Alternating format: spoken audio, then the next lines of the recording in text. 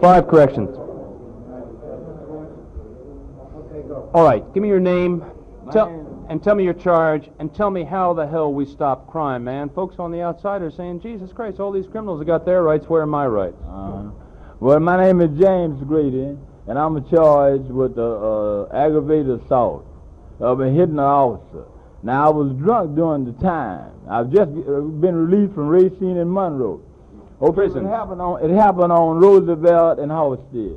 Get to the point, though, man. How do you stop the crime? Now, this is the basic rules I think that we should establish. A system should be set up to rehabilitate all these criminals in here by having them all interview a specific type and group of people to come and interview these cases, covering from all these that are major crimes, starting from a felony on up, to 30, 60 days on up, to rehabilitate these people, a specific system that they may be interviewed. We go to court, and time again, we comes back and forth. That gets to be exasperating. If a man is going to give you some time for the crime that you committed, go on and give it to him. Why lay up here? And we have improper food and so forth, and it's now we sleep on the floor all kinds of ways, and some sleep in the day room, some sleep in the cell. I got your point. You know, I'm not trying to cut you short, but I want to get some of these other... Talk to you in a minute. Okay. What's your name? What's your charge? And you know the question. Stop crime. We're trying to compensate the person that's victimized for his loss. Hey, listen, wait a minute. How can you stop that? And how can you give people money when the president himself is bringing people over here causing depression? See, when you cause depression, you don't have nothing for the minorities. They got to steal. They got to take. Why? Because it starts from the top. That's all I got to say.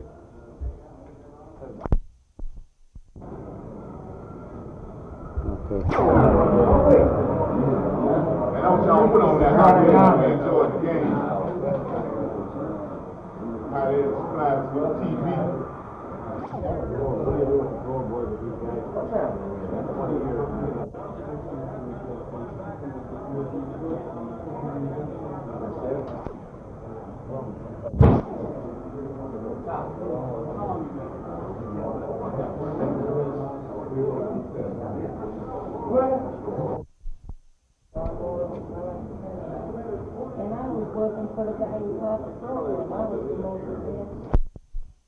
Brother to the right.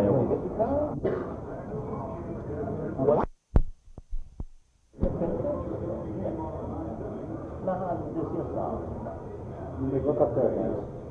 Look at them. I'd like to know your name, your charge, and you know what we're talking about. I'd like to hear what you have to say. My name is Jimmy Fletcher. I'm here for attempted burglary. I've got 10 years. What do you think about mandatory sentencing, Jim? Depends on how you mean by mandatory sentencing. If you mean like for property crimes or for vicious crimes against people. I think, personally, I think Governor Walker has a good idea there with shorter mandatory sentences, providing, of course, that the money he's going to save by abolishing the parole board could be invested toward rehabilitative programs. Well, let's face it, most of the guys that are here for property crimes are here basically because of bad work habits, right? Mostly bad work habits. They get into bad work habits and pretty soon they're involved in crimes. I understand the Department of Corrections has had quite a success with the work release program. You know, the work release program, of the recidivist rate on a work release program is like 1/3 of what it is for people that have spent their time in prisons. If this money could be saved on the parole boards, could be put into programs to teach people men trades and let them get into work habits through the work release or similar programs like that. It seems to me like there would be a lot less recidivism.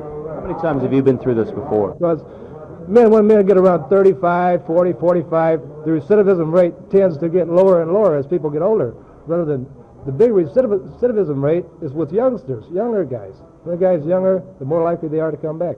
But after the second and third time, as men get older, more mature, they begin to see the light.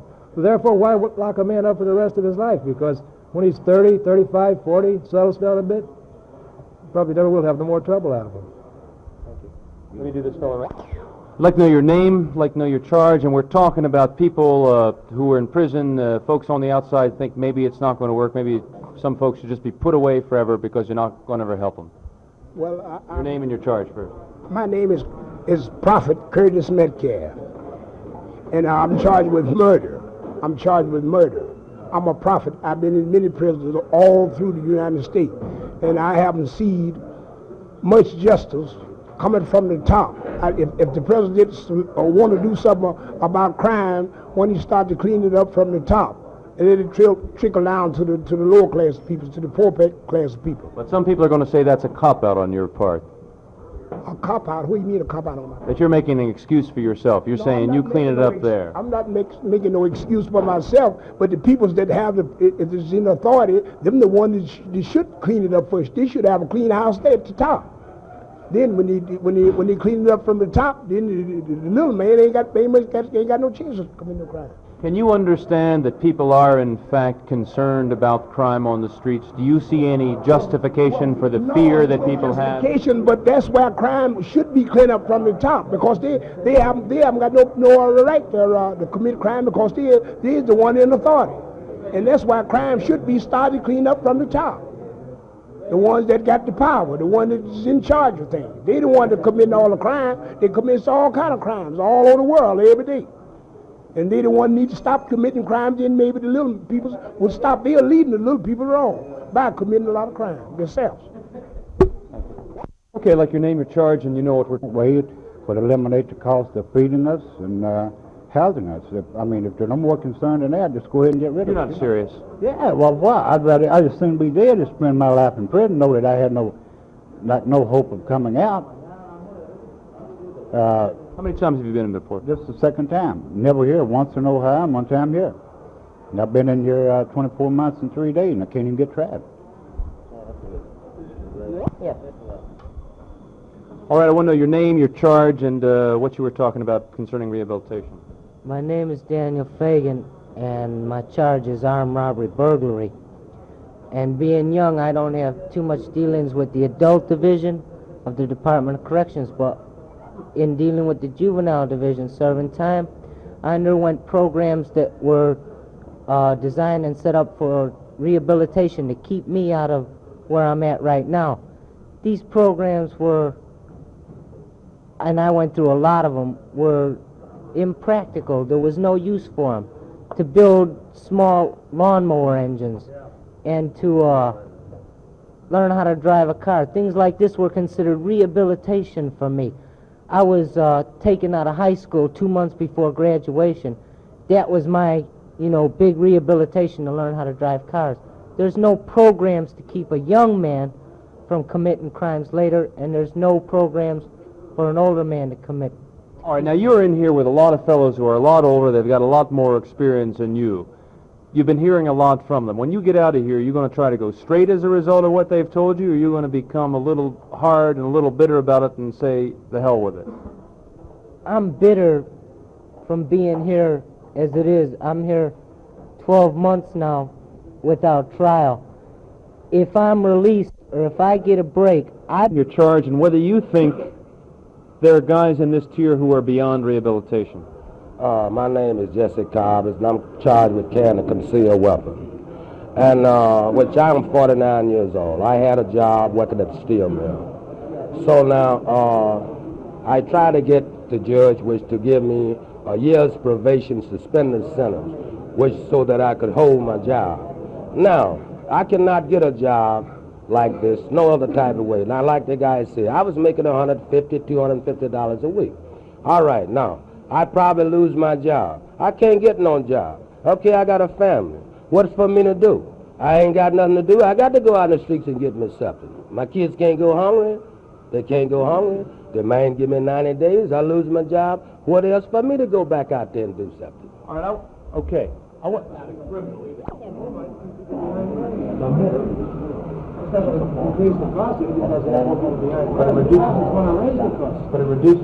It's going to make them even more dangerous when they do that. The longer time they spend, the more dangerous they are. What we need is change in the judicial system. That would take long. don't think to a goddamn. You don't know more than things your high school people. Guys, a good work ethic, good to got something to work for, a decent job out there, a decent house, a decent wife, keep on advancing. But the fact is, you think there are people who can't be released? No, I don't. No such thing. That's like saying you can't be hypnotized. You don't know to be hypnotized. What the president talking about? Let's say the likelihood of some guys not being real military is really great. But it's still possible. That's all right. They're not bothering us at all. Okay, I'm talking. And we'll be ready to go in just a minute, and I've got to keep talking to you. And I truly do appreciate your time. I was getting draggy in there, and I didn't want it to keep going. But, you know, it's the kind of thing where I... Just get the name. All right, so let's talk just a minute about what we were saying earlier, about the kinds of people here, careers, and all the rest of it, and you know what we were talking about earlier. Right. Well, I think personally it's a sad state. The fact that an individual would be put in a career of crime, so to speak. We do have individuals in here who lifestyle totally encompasses the fact that he's going to commit crimes, he's going to come in jail. In some cases, he gets ready for this. He builds himself a fund for attorneys and for bail money, and he knows he's going to get arrested. He knows he's going to get busted, and he knows in some cases he's going to go to the penitentiary. This is basically because the system, in some cases, has contributed greatly to this. This mandatory sentences on crimes has been tried in many states. In essence, in my opinion, you're giving up on the individual. You're saying, okay, after X number of times, 3, 4 times, a mandatory sentence of life or a mandatory sentence of 20 years. It's not going to help. You need to deal with the person individually, and you need to have programs that are effective for that person. But they've got to come from the same government that is perhaps getting frustrated with the failures of the past. Yeah, well, the prisoner himself has to have a completely different outlook. He has to have confidence in the criminal justice system. He has to have confidence in whatever rehabilitation programs he will enter into, educational programs. If he doesn't have confidence in the programs, then the programs are a waste. You think he should have confidence in the programs, in the system? In this present system, the state penitentiary system, I don't think he'll ever have confidence in. In the county jail or the Department of Corrections here at the county, some of the programs we have, he should have confidence and he should make the attempt because the people here are trying to deal with him effectively and trying to deal with him so it'll benefit him. No person is ever going to do anything. He'll never respect anything else till he first respects himself, and that's the whole problem.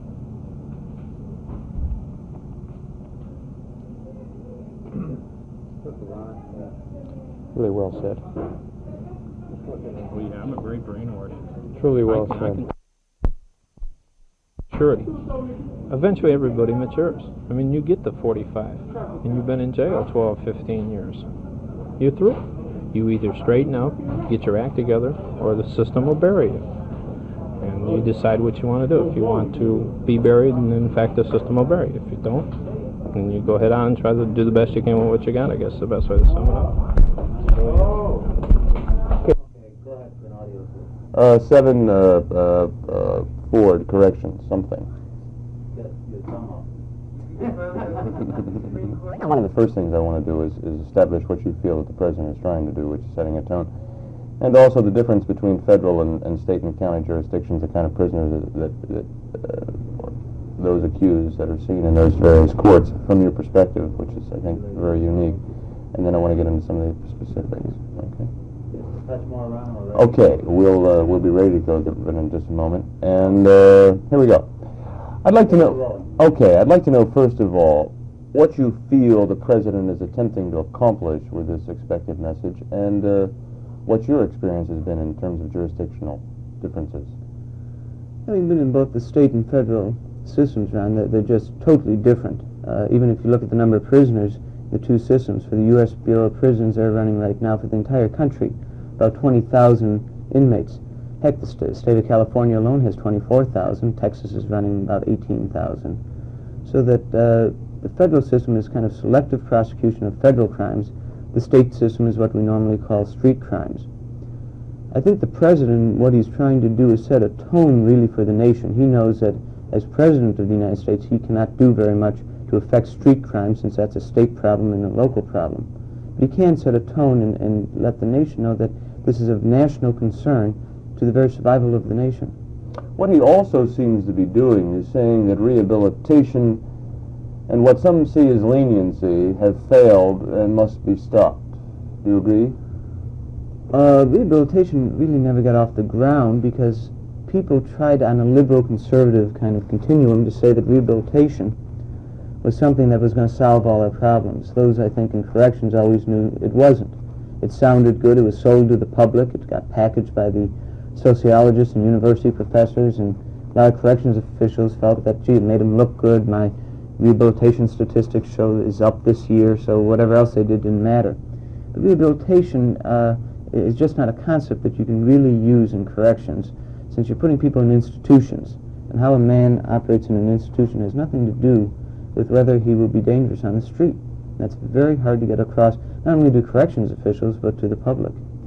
Are mandatory sentences, do you feel, do they in any way approach the problem for the repeater and for the violent? Not really. Actually, all the states and even the federal government have always had mandatory minimum sentences. If you commit a felony with a gun, under the federal law, you have a mandatory 1 year and maximum 10 years. On your second offense, it's 2 years, 25 years. The federal statutes also have the special offender, special dangerous offender type of program where you can be sentenced under certain circumstances up to 25 years. I really don't think they have any effect in terms of safety on the street. Why? Well, you're trying to tell the judges exactly what they can do. I think in the state system, where you have many more types of mandatory minimum sentences, you'll find because of your mandatory minimum, you'll get charges reduced. Therefore, murder, which in Illinois historically has been 14 years minimum, will be reduced to manslaughter, so a guy will get 2 to 20. Rape, which used to be 4 years minimum, it would be broken down to deviant sexual assault. Armed robbery would be broken down to robbery. So the judges are always going to find ways around giving a mandatory minimum if they disagree with it in that particular case. But of course, as you well know, there's a great deal of publicity, there's a great deal of clamor over what are many consider to be judges who are too liberal. You see people going through the courtrooms and then going back out on the streets to commit crime. I guess what the president's obviously trying to do is stop that. He wants to get the criminals off the street because there's obviously a big political pressure to do that. How does he achieve it? Well, it's a difficult thing to achieve, and I think that what he's trying to do is not just a political thing. I think the nation's in a crisis of crime. There's no question, if you can't walk the streets, that this is going to affect people throughout the nation. The worst part, actually, of the criminal system today is that the people who live in the poorer areas, those who are on the fringe of poverty, are the ones affected the most because they're the ones who, whenever they acquire anything, a TV, a car, nice furniture, is immediately ripped off. And you get a cycle of poverty that recreates itself. Gain headlines and political favor by some. That's not really addressing the problem. The problem is much more... Well, I think it's addressing part of the problem, Ron. I think that basically the system's a disaster. It's absolutely a disaster. We lost the war in Vietnam, we've lost the war on crime. Everybody in the United States knows it. And to rectify that, I think you really have to analyze what we're doing in the system. It's my theory that you could double the budget of every criminal law agency or criminal justice agency in the United States and not have a very satisfactory effect on street crime. That just isn't going to be the answer. What you're going to have to do is decide what you do with offenders who, during a period of time of their lives, are repeat offenders. Now, for instance, you get an 18-year-old kid who's been robbing, purse snatching, burglarizing places. That kid you have to take and analyze out after he's been convicted, not before he's convicted, as to what kind of potential he has on the street. And maybe he's going to have to be under close supervision till he's about 25, 26 years old. But we're not doing that. No. Why are we not doing that? Because no one's sitting down and organizing a criminal justice system as a system and thinking of it rationally. We're thinking what's liberal, what's conservative. We throw them in jails and penitentiaries that are what Chief Justice Berger says colleges of crime. They're certainly inhumane places. But we haven't stopped to think how to treat different offenders differently. We get mad at offenders, but we don't stop to think in terms of how to handle them. Probably the greatest thing in rehabilitation for an offender is age. The same guy who at 18 or 21 is an absolute terror, when he gets to be 27, is not a danger to the street most often. We have to recognize that and then deal with it accordingly.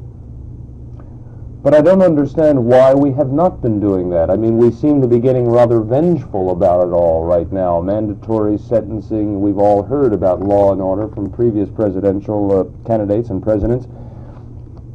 I mean, what you're saying seems so rational and so simple. Why must we go through the charade of what we're apparently doing? Oh, I don't know. I think that it's hard to get all your different jurisdictions and people to sit down and run government as a business. I mean, if the criminal justice system was in a business sense term, it would be bankrupt. I mean, it would go out of business, but government doesn't go out of business.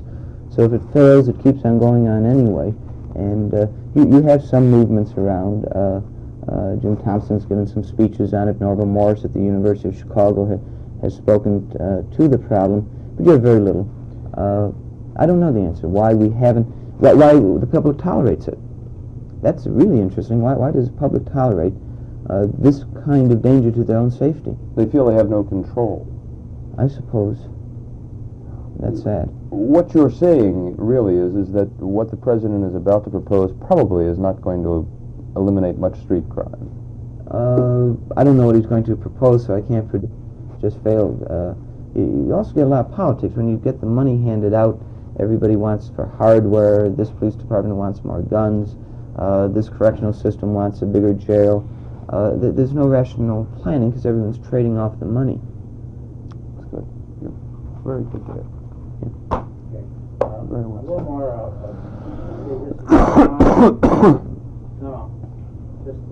Yeah. You want me talking? Yes, please. You did a good job for us, and I appreciate your candor. Yeah, that's very good, as a matter of fact. And there are, I got to be talking to you.